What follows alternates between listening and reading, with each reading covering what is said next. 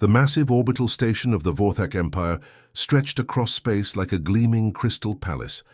Its transparent walls showed the swirling colors of 3 nearby moons, casting rainbow patterns across the polished floors. Thousands of beings from across the galaxy had gathered here today, their exotic ships docked in perfect formation around the station's outer rings. But inside the grand preparation hall, the atmosphere crackled with tension thicker than the energy shields, protecting the station. Today was supposed to be a celebration. Ambassador Hana, daughter of 2 of the most powerful Vorthak leaders, would marry Jiho Park, a human diplomat who had somehow won her heart, despite coming from what most aliens considered a backwater planet. The Vorthak themselves were magnificent creatures. Their skin looked like living crystal, shifting between deep blue and silver depending on the light. When they moved, tiny sparks of energy danced around their fingertips. They had built cities that floated in the clouds of gas giants, and spacecraft that could fold space itself. To them, most other species were children playing with toys. Supreme Admiral Krolik stood nearly 8 feet tall, his crystalline armor reflecting the station's lights like a walking constellation. His wife, Minister Vexara, wore robes that seemed to be woven from pure energy, shifting and flowing like liquid starlight. Together they commanded respect from every corner of the galaxy. Their fleets could reduce planets to dust, and their technology could reshape reality itself. But right now they were focused on one small, elderly human standing quietly in the corner. Jiho Park looked completely out of place among the alien dignitaries. His simple black suit was perfectly clean, but clearly old-fashioned by galactic standards. His grey hair was neatly combed, and his weathered hands spoke of decades spent working with tools and machinery. Beside him sat a plain metal container, dented and scratched, looking like something a maintenance worker might carry spare parts in. The contrast couldn't have been more obvious. Around him, alien nobles displayed gifts that defied imagination. The Zeltronian ambassador had brought a sculpture made of crystallized music that played hauntingly beautiful melodies when touched. The Nexari delegation offered a small device that could create pocket dimensions. Even the representatives from the relatively simple Corvan Republic had presented a flower that bloomed with miniature stars. And then there was Deho's metal box. Supreme.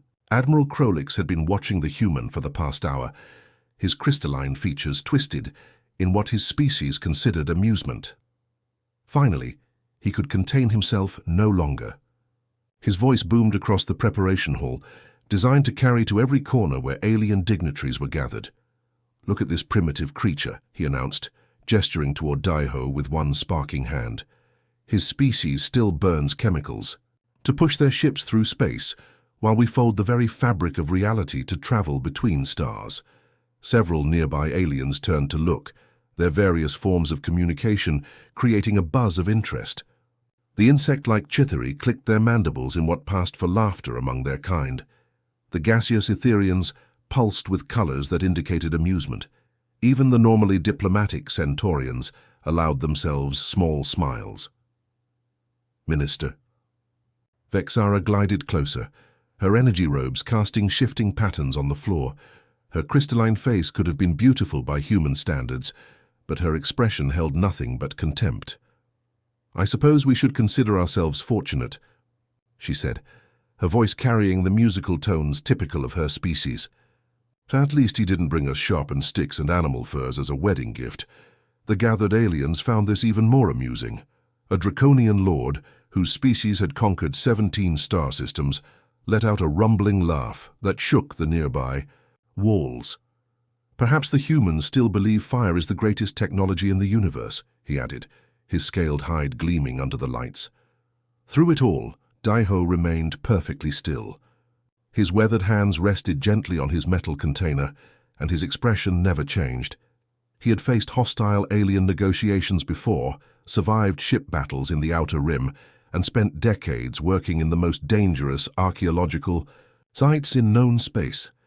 A few insults from pampered nobles weren't going to break his composure, but his son Jiho was a different story. The younger human stood near the ceremonial arch where the wedding would take place, his hands clenched into fists.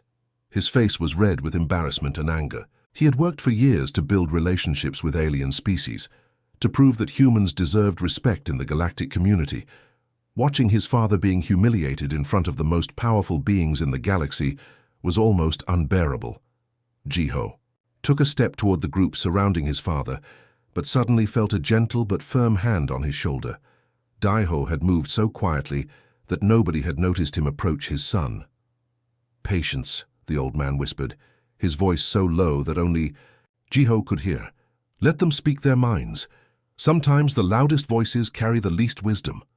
Around them, the alien nobles continued their commentary, each trying to outdo the others with increasingly creative insults about human technology and culture. But Daiho just smiled slightly and returned to his quiet corner, his mysterious metal container waiting patiently beside him. The grand ceremonial hall of the Vorthak station was a masterpiece that defied the laws of physics. The ceiling stretched impossibly high, disappearing into what looked like actual deep space complete with swirling galaxies. Floating platforms drifted through the air, each one carrying musicians from different worlds who played instruments that created music you could see as well as hear. Ribbons of pure light danced between the guests, weaving patterns that told the ancient love stories of 100 different species. The hall could easily hold 10,000 beings, and today it was packed to capacity.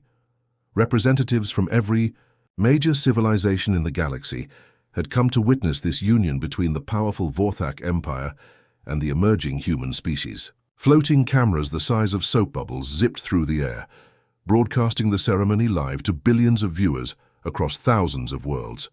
But even in this magnificent setting, the seating arrangement told a different story.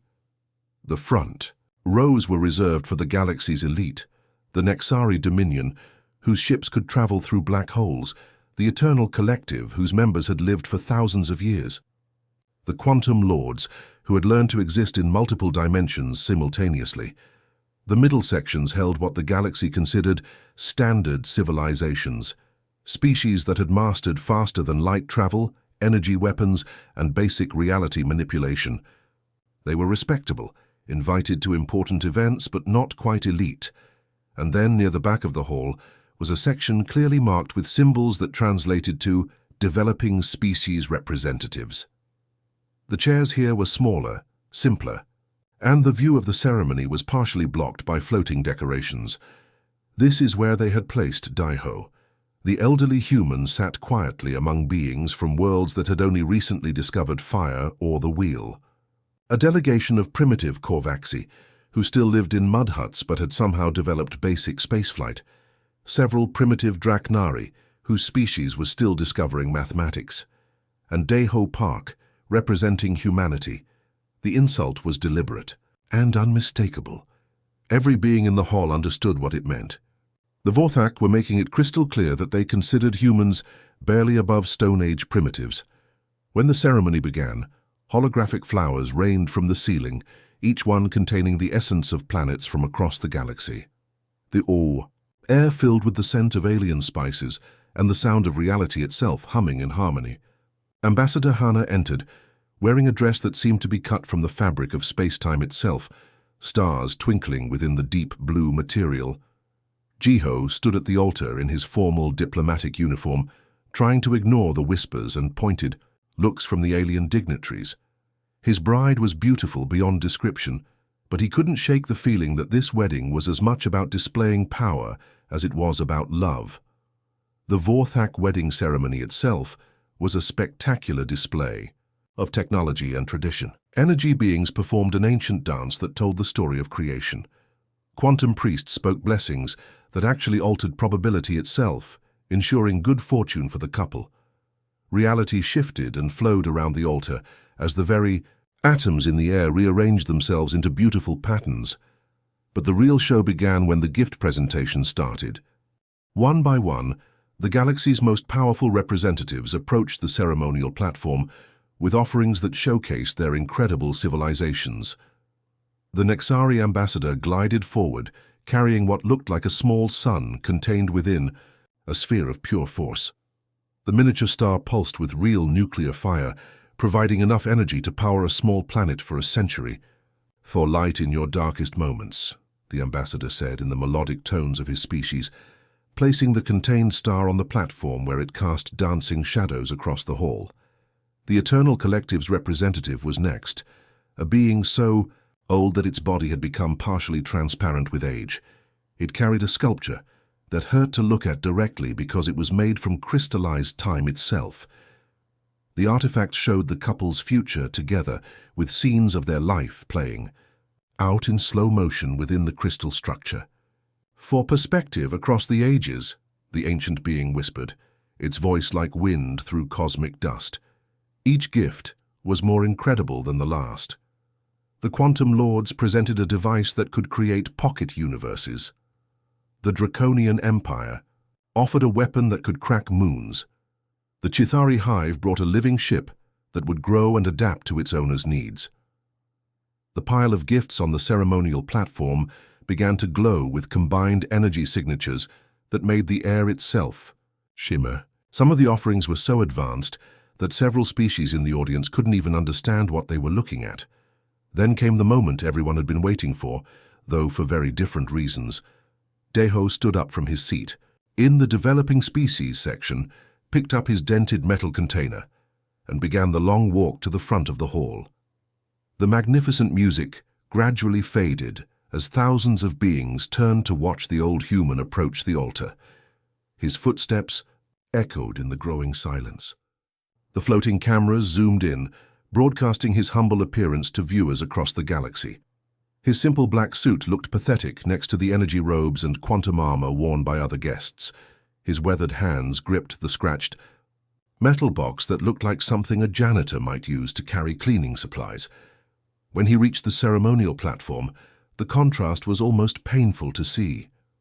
His plain metal container sat among gifts that represented the pinnacle of galactic civilization, looking like a piece of garbage that had somehow been mixed in with priceless artifacts. The silence stretched for several long seconds before it was broken by the sound that Deho had been expecting. Someone in the crowd snorted with barely contained laughter, then another. Within moments, the entire hall was filled with the sounds of beings trying not to laugh out loud at what they were. Seeing Supreme Admiral Krolix could no longer contain himself. His crystalline features twisted into an expression of mock surprise as he stood and addressed the crowd in a voice that carried to every corner of the hall. "Behold," he announced, gesturing dramatically toward Deho's gift. "The pinnacle of human craftsmanship has arrived. I wonder what treasures lie within. Perhaps their famous sharp rocks, or maybe even their legendary pointed sticks that we've heard so much about in the diplomatic reports." The laughter was no longer contained. Beings from across the galaxy openly chuckled at the spectacle. Some of the more polite species tried to hide their amusement behind their hands or tentacles, but the sound filled the hall like a wave. Through it all, Deho remained perfectly calm. He placed his metal container gently on the ceremonial platform among the other magnificent gifts, then turned to face his new daughter-in-law. His bow was respectful and dignified, exactly as human tradition demanded. "For your journey together," he said simply, his voice carrying clearly through the laughter. Then he turned and began the long walk back to his seat, leaving his mysterious gift among the wonders of galactic civilization. Supreme Admiral Krolix and Minister Vexara exchanged looks that needed no translation. Their crystalline features clearly expressed what every being in the hall was thinking. How embarrassing for their daughter to be connected to such primitives. But Deho just smiled slightly and returned to his chair, apparently unbothered by the spectacle he had created. His metal box sat quietly on the platform, looking completely ordinary among the reality-bending gifts surrounding it, waiting for its moment to change everything. The Nexus Corridor was supposed to be the safest travel route in the galaxy. This massive space highway stretched between star systems like a glowing river of energy, allowing ships to travel at incredible speeds while protected by ancient stabilization fields that had worked perfectly for thousands of years. The corridor was so reliable that luxury cruise ships used it for honeymoon trips, carrying wealthy passengers who wanted to see the beautiful nebulae and star formations along the route. Hana and Jiho's honeymoon ship was a masterpiece of Vorthak engineering. The starlight harmony stretched nearly a mile long, its crystalline hull designed to bend light around itself, creating spectacular rainbow effects as it moved through space. Inside, the ship featured floating gardens where alien flowers bloomed in zero gravity, restaurants that served delicacies from 100 worlds, and observation decks with transparent floors that let passengers feel like they were walking through space itself. The newlyweds had spent their first 3 days enjoying the luxury suites, watching binary stars dance around each other, and learning about each other's cultures. Hana was teaching Jiho the ancient Vorthak meditation techniques that allowed their people to sense energy patterns across vast distances. Jiho was showing her human poetry and music, which fascinated her because human art was so different from the mathematical precision of Vorthak creativity. Their suite occupied an entire deck near the ship's center, with walls that could become transparent to provide a full view of space. They had just finished breakfast and were planning to visit the ship's museum, which contained artifacts from civilizations across the galaxy, when everything went wrong. The first sign of trouble was subtle. The artificial gravity fluctuated slightly, making their coffee cups float for a few seconds before settling back down. Then the lights flickered, which was unusual for Vorthak technology that typically ran so smoothly it never showed any signs of strain. Hana frowned, her crystalline features shifting to a deeper blue color that indicated confusion among her people. "Something feels wrong," she said, pressing her hand against the wall to sense the ship's energy patterns. "The flow of power through the ship is chaotic." Before Jiho could respond, every alarm on the ship began screaming at once. The beautiful musical tones that Vorthak ships used for normal announcements were replaced by harsh, urgent signals that meant immediate danger. Emergency lights bathed the corridors in red, and automated voices began speaking in dozens of languages. Simultaneously, all passengers report to emergency stations immediately. This is not a drill. Gravitational anomaly detected. All passengers report to emergency stations immediately. Through their transparent walls, they could see other ships in the convoy beginning to behave strangely. The elegant Nexari vessel that had been traveling alongside them started to stretch and warp, its sleek hull bending like it was made of rubber instead of advanced alloys. Pieces of smaller ships were actually breaking off and spiraling away into space, pulled by invisible forces that seemed to be getting stronger by the second. The starlight harmony shuddered violently, throwing Hana and Jiho across their suite. The ship's structure groaned with sounds that metal shouldn't make, like a living creature in pain. Outside their window, they could see space itself beginning to twist and bend in ways that hurt to look at directly. Admiral Krolix's voice crackled over the emergency communication system, and for the first time since Jiho had known him, the proud Vorthak leader sounded genuinely terrified. "Fleet command to all vessels," he transmitted, his normally commanding voice shaking with panic. "We have encountered a massive gravitational anomaly.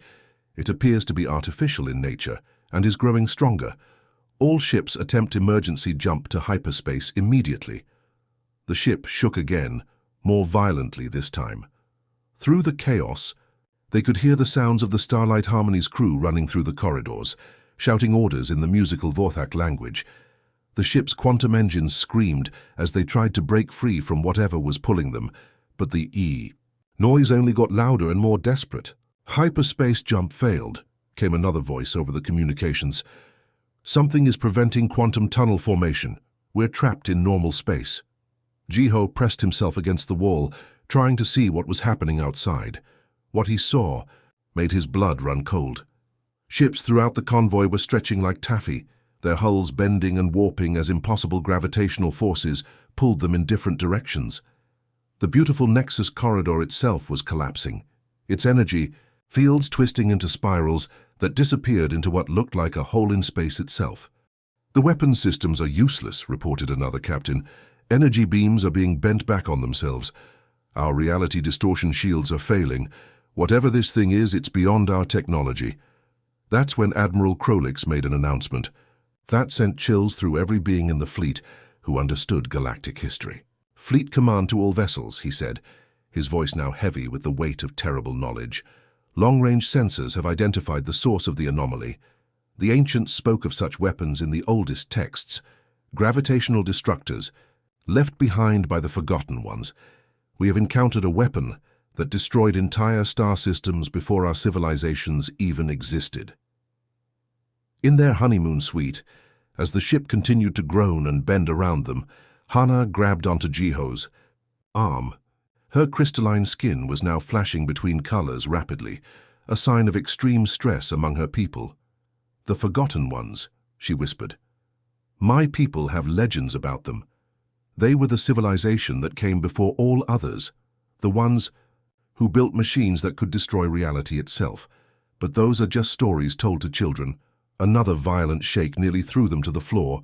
Cracks were beginning to appear in the transparent walls of their suite, and they could hear the sound of air being sucked out somewhere in the ship. Emergency force fields were activating throughout the vessel, trying to keep the atmosphere inside as the hull began to fail. "We need to get to the emergency pods," Jiho said, but even as he spoke, they could hear explosions from other parts of the ship where the escape systems were located. The gravitational forces were tearing apart anything that tried to separate from the main vessel. That's when Hana's gaze fell on something they had both forgotten about in the chaos. Sitting in the corner of their suite, still unopened from their wedding ceremony, was Daeho's plain metal container. "Wait," she said, her voice cutting through the noise of alarms and groaning metal. "What if your father's present contains something useful?" Jiho looked at the dented metal box and almost laughed, despite their desperate situation. Around them, the most advanced technology in the galaxy was failing completely. The Vorthak's reality-bending science, the Nexari's dimension-hopping engines, the quantum shields that could deflect stars, none of it was working against this ancient weapon. "It's probably just old Earth tools," he said, but something in his father's quiet confidence during the wedding ceremony made him reconsider. "But maybe we should look." Fighting against the ship's increasingly chaotic movements, Jiho crawled across the suite to where the metal container sat. His hands shook as he worked to open the simple mechanical latches. Inside, nestled in what looked like ordinary foam padding, lay something that made no sense at all. The device was clearly mechanical, built from metals and components that looked primitive compared to the quantum technology surrounding them, but covering every surface were symbols and markings that seemed to come from dozens of different civilizations. Some of the writing looked familiar from galactic archaeological texts, but others were completely unknown. Accompanying the device were several sheets of paper, covered in his father's careful handwriting. The notes were written in multiple languages, not just human languages, but alien scripts that Jiho didn't even know his father could read. At the top of the first page, in his father's neat script, were words that would change everything. Gravitational harmonizer, emergency use only, instructions for ancient weapon neutralization. As their ship continued to stretch and bend around them, and as the screams of dying vessels filled the communication channels, Jiho realized that his father's embarrassing wedding gift might be the only thing standing between the entire fleet and complete destruction. Jiho's hands trembled as he read his father's handwritten notes. The paper felt strange against his fingers. Actual physical paper, something most galactic civilizations had abandoned centuries ago in favor of digital displays and quantum storage. But here was his father's careful script, written with what looked like an old-fashioned pen, containing information that could save their lives. The first page made his head spin. At the top, in multiple languages, including several he didn't recognize, were the words Gravitational Harmonizer, Ancient Xenotech Recovery Division, Classification Level Omega. Below that, his father had written a simple note. "Son, if you're reading this during an emergency, follow these instructions exactly. Don't try to understand the science. Just trust the process." As their ship continued to groan and bend around them, Jiho quickly scanned through the pages. What he read there changed everything he thought he knew about his father and about humanity itself. Daeho Park wasn't just a retired mechanic who had spent his life working on Earth's simple spacecraft. He was the former director of something called the Ancient Xenotech Recovery Division, an organization so secret that most human governments didn't even know it existed. For over 300 years, teams of human archaeologists and engineers had been quietly exploring dead worlds, studying the ruins of civilizations that had vanished millions of years ago. But here was the shocking part. They weren't trying to understand the advanced science behind these ancient technologies. Instead, they were approaching everything like old-fashioned mechanics, taking things apart piece by piece, figuring out how they worked through pure hands-on experimentation and stubborn trial and error. While other galactic civilizations used quantum computers and reality manipulation to study ancient artifacts, humans used hammers, screwdrivers, and lots of patience. They would spend decades just watching how a single component behaved, making careful notes in physical notebooks, building their understanding one simple observation at a time. The Vorthak tried to bend reality to understand these machines, his father had written in the margins. The Nexari used dimensional mathematics to analyze them, but ancient technology wasn't built by scientists. It was built by engineers who understood that the universe follows simple rules, even when those rules seem impossible. Another massive shake nearly threw the harmonizer from Jiho's hands.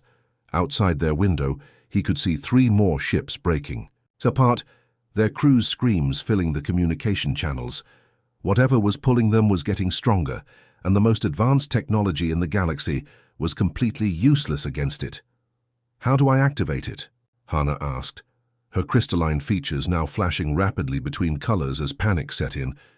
Jiho found the activation sequence in his father's notes.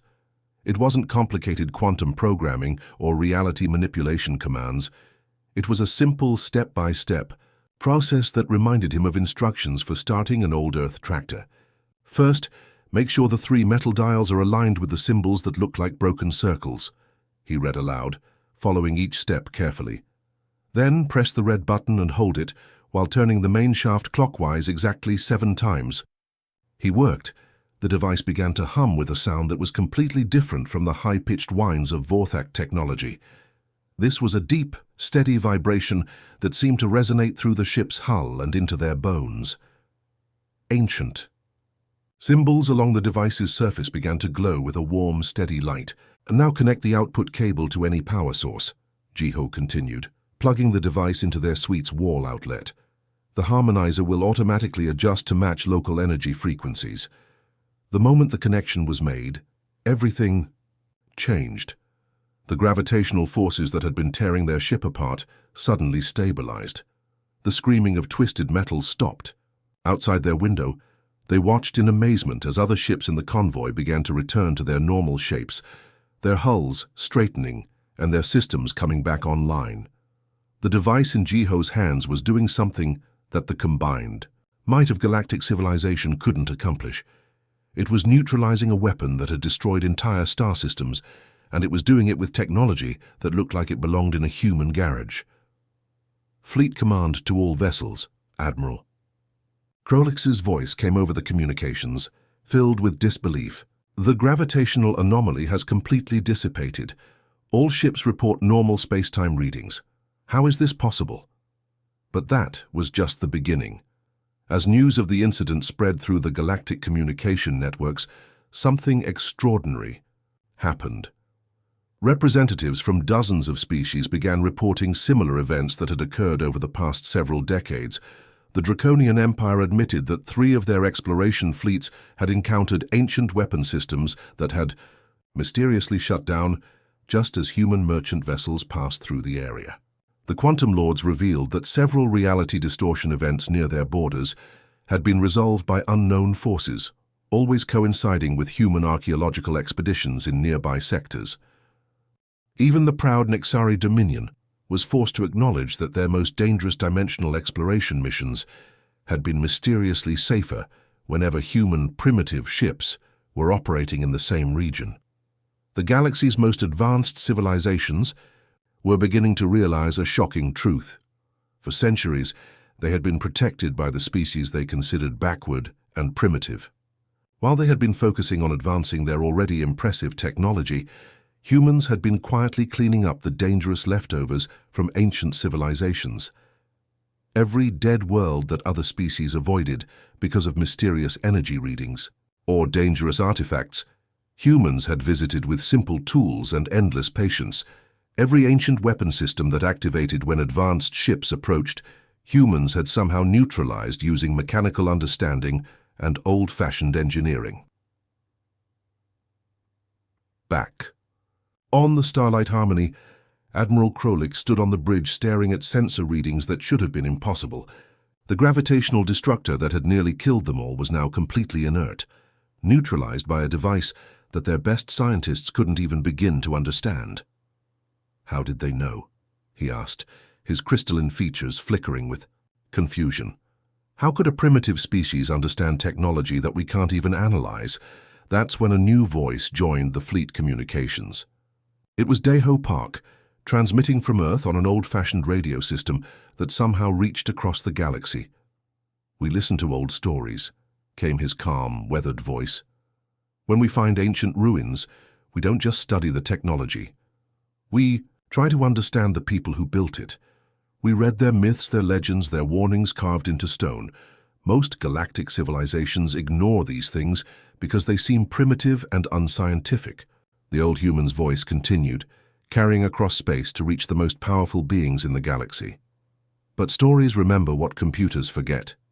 Legends preserve knowledge that databases lose. When the ancients left warnings about their weapons, they didn't write them in quantum code or reality mathematics. They wrote them in simple pictures and basic words, hoping that someone someday would be humble enough to listen. As the rescued fleet began its journey home, every being aboard knew that the galaxy had changed forever. The species they had, mocked for being primitive, had been quietly protecting them all, using nothing more than curiosity, patience, and respect for the wisdom of those who came before. The metal device in Jiho's hands had saved thousands of lives, and it had been built by humans who understood something that all of galactic civilization had forgotten. Sometimes the most advanced technology is also the simplest. The news traveled faster than any spaceship in the galaxy. Within hours of the Nexus Corridor incident, communication networks across thousands of worlds were buzzing with impossible reports. The primitive humans had somehow neutralized an ancient weapon that had nearly destroyed the most powerful fleet in galactic history. But that was just the beginning of the revelations that would shake the foundations of galactic civilization. On to the Vorthak homeworld, in the crystal spires that reached toward the clouds, emergency council meetings were being held around the clock.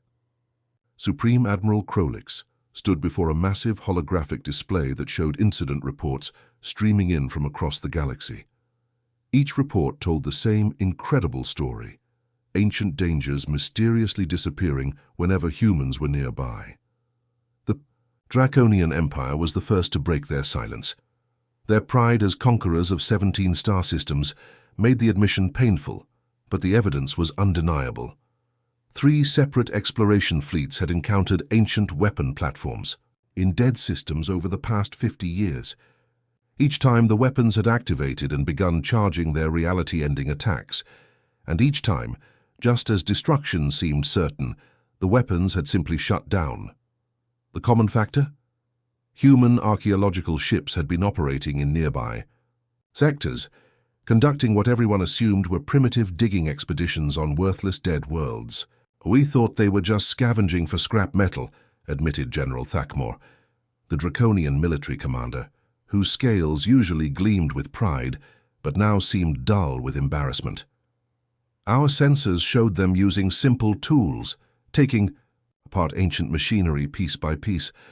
We ignored them because their methods seemed so crude." The Nexari Dominion's revelation was even more shocking. These beings, who could travel through black holes and fold space like origami, admitted that their most dangerous dimensional exploration missions had been mysteriously safer whenever human vessels were in the area. Dimensional tiers that should have swallowed entire star systems had somehow sealed themselves. Reality storms that could erase planets from existence had simply faded away. "We detected human ships using basic chemical propulsion in nearby space," reported Ambassador Veltar, his 4-dimensional form flickering as he spoke. "We assumed they were lost tourists or primitive traders. We never imagined they were protecting us." Even the ancient eternal collective, beings so old they remembered the rise and fall of a dozen galactic civilizations, were forced to acknowledge The truth. Their explorers had encountered tomb worlds where ancient guardians still functioned, mechanical sentries that would attack any advanced technology that came near. These guardians had destroyed eternal collective ships with weapons. That turned matter into pure energy. But human archaeological teams walked through these same defenses like they didn't exist. The ancient guardians, programmed to recognize and destroy advanced technology, couldn't even see the humans' simple mechanical tools as threats. They bypass our most sophisticated defenses because they refuse to be sophisticated, whispered Elder Zixthara, whose voice had witnessed the birth of stars. The ancients programmed their guardians to destroy ships that bent reality, weapons that manipulated quantum fields, beings who had transcended physical limitations. They never thought to guard against creatures armed with hammers and curiosity. On Earth, in a simple workshop that looked like it belonged in a museum, Daeho Park sat surrounded by alien reporters whose various shapes and sizes made the room look like a bizarre carnival. But the elderly human seemed perfectly comfortable, as beings from across the galaxy hung on his every word. "You want to know our secret?" he said, his weathered hands working on what looked like a broken radio while he talked. "We read the instruction, manuals that everyone else ignored." The alien reporters buzzed with confusion. "Instruction manuals?" Daeho chuckled and pointed to shelves lined with what looked like ancient stone tablets, metal plates covered in strange symbols, and even simple cave paintings preserved behind glass. When we find ancient ruins, most species focus on the advanced technology. They want to understand the quantum computers, the reality manipulators, the dimension-breaking weapons. But we humans, we're curious about everything. He picked up a stone tablet covered in simple pictographs. "This is from a dead world in the outer rim. Every advanced species that studied it dismissed these pictures as primitive art. But we took the time to translate them. They're warning signs, instructions written by the original builders, telling anyone who found their technology how to safely shut it down." The Vorthik reporter, her crystalline features flickering with disbelief, asked the question that everyone wanted answered. But why would advanced civilizations write their most important instructions in such simple ways? Daeho's smile was gentle but knowing. Because they were smart enough to realize that advanced civilizations eventually fall. They knew that someday primitive species like us would inherit the galaxy, so they left messages that any curious creature with basic intelligence could understand, hoping that someone would be humble enough to listen. He gestured to his workshop, filled with devices that looked like they'd been built in a garage, but hummed with power that made the air itself shimmer. Every ancient weapon system, every reality-bending artifact, every doomsday machine, they all came with instructions, not hidden in quantum codes or dimensional mathematics, but carved in stone and painted on walls. Simple pictures showing how to build devices that could neutralize them. The implications hit the galactic community like a shockwave. For thousands of years, the most advanced civilizations in the galaxy had been ignoring the very information they needed to stay safe. They had been so focused on advancing their already incredible technology that they had forgotten the value of simple observation and basic understanding. Meanwhile, humans had been quietly doing the galaxy's maintenance work. Every dead world that other species avoided because of dangerous energy readings, humans had visited with simple tools and endless patience. Every ancient weapon that activated when advanced ships approached, humans had neutralized using knowledge preserved in cave paintings and stone carvings. The species that everyone considered backward had been the galaxy's silent guardians, protecting advanced civilizations from dangers they couldn't even detect. Admiral Krolik stood in his command center, staring at reports that showed human archaeological teams operating on over 3,000 worlds that other species had declared too dangerous to approach. His pride as a member of one of the galaxy's most advanced species was crumbling, replaced by something he had never expected to feel toward humans: respect.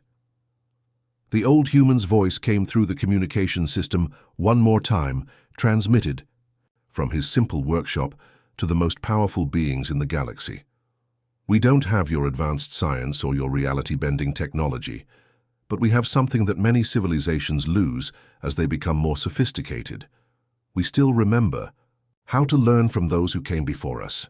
As the full scope of humanity's secret protection became clear, the galaxy faced a truth that would change everything. Sometimes the most advanced technology in the universe is simply the wisdom to listen to old stories and remember what others choose to forget.